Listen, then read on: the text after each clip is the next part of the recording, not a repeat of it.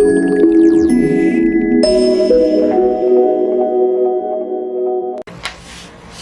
guys, so today we're here with Bemi, and she's just going to tell us her story of how she started. I don't know if you've been asking questions, how do you start an online business? So this is one who is doing well in that field. So she's going to be sharing her experience with us. So she's just been sharing like good tips, very quick, easy go to on how to start. So, I think number one thing would just be start small. Start small. Start from what you have. Start from where you are. Why I'm saying this is because if you have a lot of money, or you have access to a lot of money, you're tempted to invest. Yes, you overstock, and then you end up overstocking what people don't even need. Now the beauty business is very fast when it comes to trends. So, say for instance, Fenty releases a lipstick this year, and it's like very bold pink. Everybody's going to be buying it that way.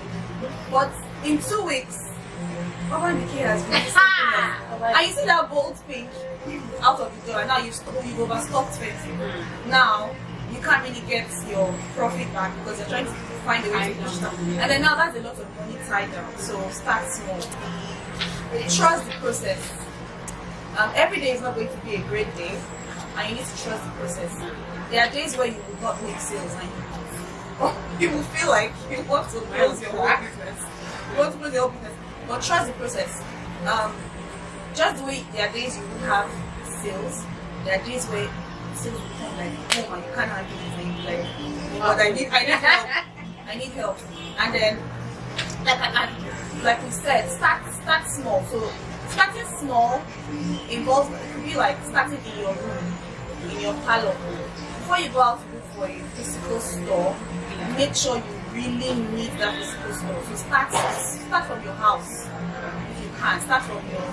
For me now, how I started from my room, and then with the phone, obviously with my phone, and then from my room.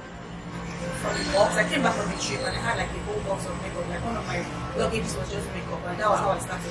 And that's the way you went shopping for makeup for just like like I've been selling small from time, and I saw that okay, people are serious with this. People really need this stuff. So that trip was like, put as much money as you can in this business and see what comes out of it. So that was exactly what I did, and I came with like a whole suitcase of makeup, and then that was how it started in my room. From that one box, what I did was, it was like my store. So I opened the box, you know those big black boxes to travel with. So I opened the box, and then I arranged my things in section in the box. It was like my small stuff, but it helped me to like be organized and all that. So when people call me and ask for, do you have this, do you have that, I just check the eyeliner section, eye section, and then it's not available, stuff like that. So that was how I started the business, from the box. From there, I needed extra cartons. So what I was doing was, I was putting money, like when I sell, I put my money back into the business. And so I started small. I didn't start with chocolate of money. So I started putting my money back in the business. From that box, I needed extra cartons. From the cartons, I started arranging makeup in my kitchen. From kitchen, I went to the bathroom and I was like, is that if I'm going to put something high up and arrange makeup? Then there was a time I wasn't sleeping. I wake up, like, calls are waking me up in the morning. It's like, God, I need help, God, I need help. And it was now getting too much for me. Like, I literally started falling sick. So I got to the point where I really needed help before I got help and before I moved. So now I wasn't comfortable with getting help and then the person would come into my house. So I needed like a commercial space where I wake up and go to, and whoever it is I'm getting help from, wake up and go to, not my house. And also, so that's another tip. Start small, start from your house, and then make sure you need the help before you get help. Then try to make sure you need stuff before you get them. Like this space of a thing now, it's important that you need that point. Like you need the space. And then another thing, when you eventually start hunting for spaces, there's always the what people expect from you, and there's the reality. Now you know that your like your products, your profits margin in products. Like for what we sell, we carry like medium to high end brands, and we don't have our own brand yet. Now when you're dealing with stuff like that, you don't get the most profit out of it. You make profits from multiple sales, and then for the fact that we sell only authentic products, it's quite sad that people that sell inferior products make more money than people that sell authentic. Now it means you're getting from the source. You may not get, like, you can't get wholesale on certain brands, so they're also incurring costs. yes, shipping. exactly. Yeah. And your profit is not so great. So you want to make sure that whatever space you are getting is not so expensive. Like, you want to make sure that when you like when you're thinking about your rent, there's no doubt that you need to get somewhere that is accessible. All those things are very important. But make sure you don't get a ridiculously expensive space. Of course, everybody wants to be at the mall and stuff like that, or like a big complex. But even when you're finding space, start from a small space. So bad. Because it will just be like you're playing, you're selling and you're paying your rent. You're selling, you're paying your rent. You're not growing. You're just selling and paying your rent. So that's important. Finding an affordable space. When you need it. When you need it. When you need that space. When you are getting help, you have to pray. You have to talk to God. Because there are bad people in this world. So you have to make sure that you pray, and then put your business in the hands of God, because one person can run your business, just one person can run your business. It could be the person taking your calls, it could be the person responding to your emails or DMs and all that, and that's something. And then when it comes to inventory, you can take it from you and all that stuff. You don't want that, so you have to pray. And then so how do you come down? On top of all of this? Oh, you have to be involved. Because you are the owner of the business, doesn't mean that you will get help and go and cross your leg. Like, okay, this one is a very practical example. There are days where I don't want to pick up calls when it comes to business. But it's not even possible that a day goes by, they're not calling from the store that, oh, this is. There's always a unique situation going on. There's always something unique, and they need me to give information or to just give a feedback. What they think. Now these are people, the person I've already gotten. It's not like the person is dumb, but the person is extremely smart. But then there are times where they just need me to help with the situation. I won't lie that there are days where even with myself I'm confused. Like, I'm like, see, Precious, don't come. Precious is the number one thing, because Precious is like my number one person.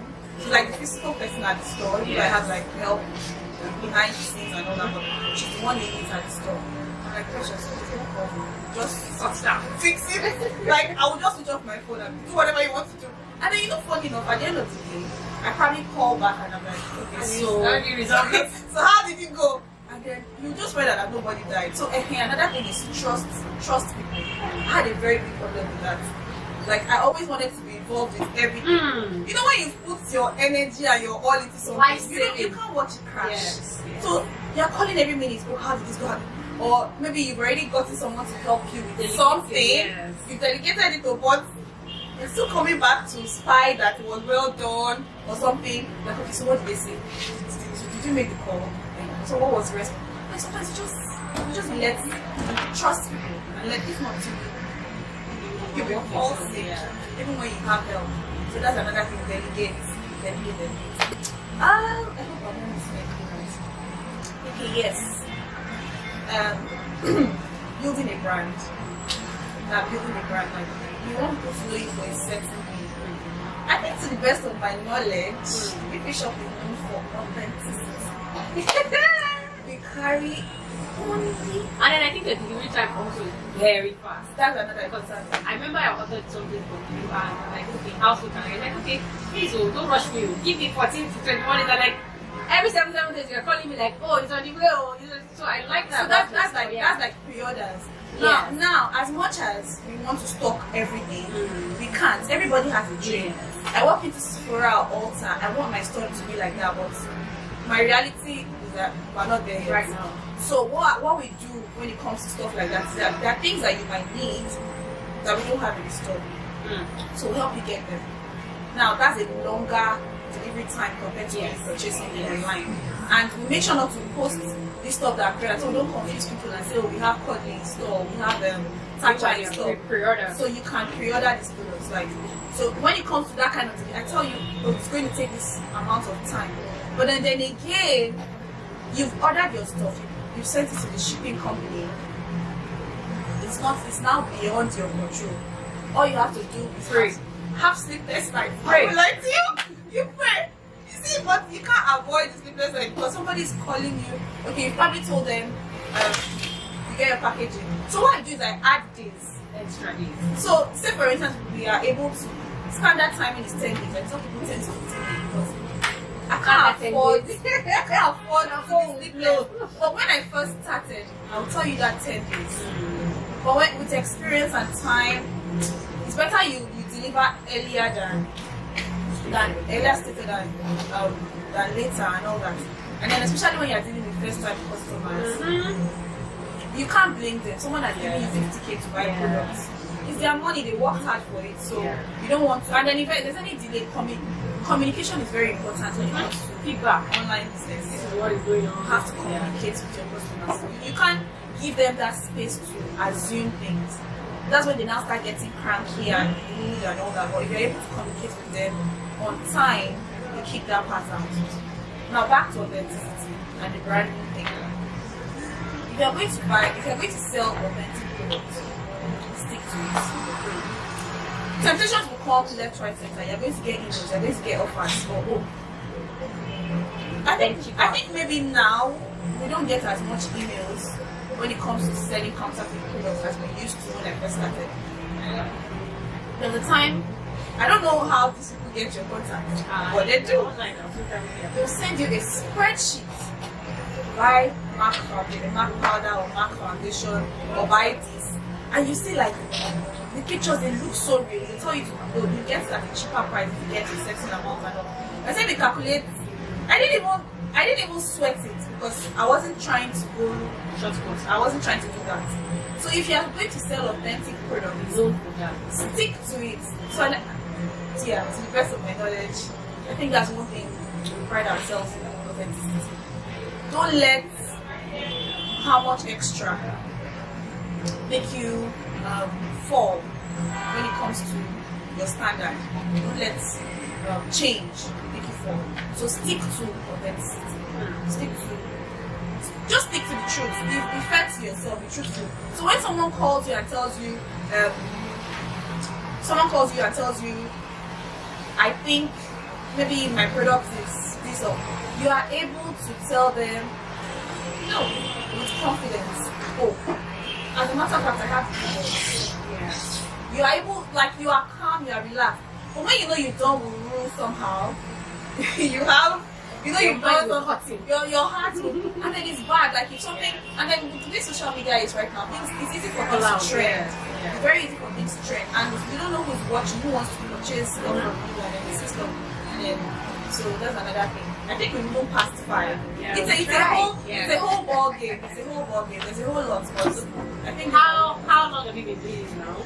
I think this was it okay? So let me pick this because I know a lot of people have this question at the back of their mind. So I'm thinking to myself, was it a deliberate? Like you always knew that okay, I wanted to start this, or you had a 9 to 5, then you now systematically said okay, no, what I want to move over. Like for some of us, we had a 9 to 5, then we now change over to this. But so how was your own journey? Did you just finish because okay, let me start the business, or you actually transition, and then how long have you been doing this? Yes. Okay. I think my story is very unique. Behind the makeup, I'm very passionate about environmental pollution.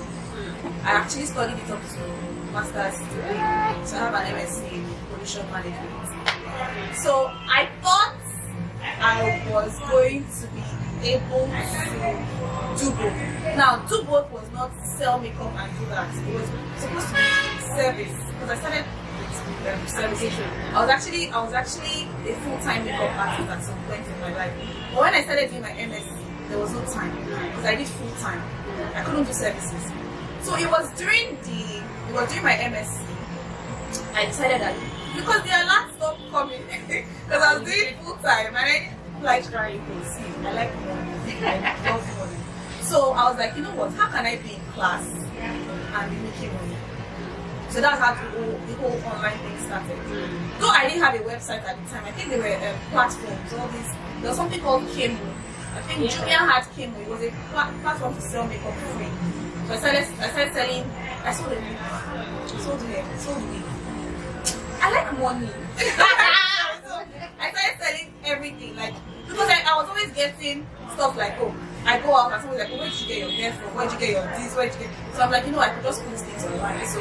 So all that I put them online, and I'm in class and I'm texting, and in class I'm receiving alerts without being there physically and all that. So that was one thing that encouraged going online.